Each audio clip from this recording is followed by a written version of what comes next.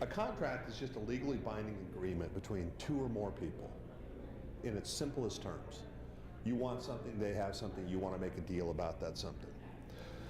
The contracts are kind of divided into two categories, and realty would be kind of a specialty. But a contract that can be performed in a year or less can be an oral contract. Contract that is to be performed in a year or more has to be a written contract. There are exceptions to those rules, but generally those are the rules. Typically, in any business deal, 20 years ago we could get away with oral contracts because the world was just a better place. People shook hands. I'm sure in Hollywood, billion-dollar deals were done, on a napkin and a handshake over a cocktail at Morton's. We live in a different world now. We live in a world where people are looking for ways not to perform on certain contracts. People will buy things speculating the market will go up and then try to return goods after the market doesn't go up. So contracts are essential to every business deal, no matter whether it's a deal between a father and a son or two sophisticated business people.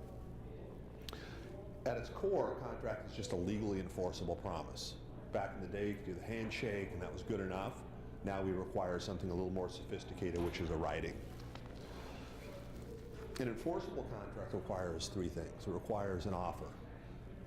I'd like to mow your lawn for $30. You then in return say, that'd be great. I'd love to have you mow my lawn for $30.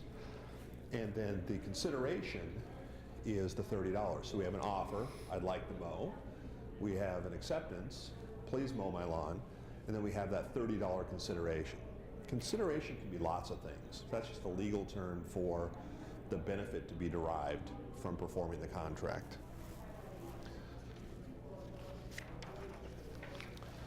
In order to have a contract, though, the law is pretty clear, and there's lots of crazy things that we learn in law school.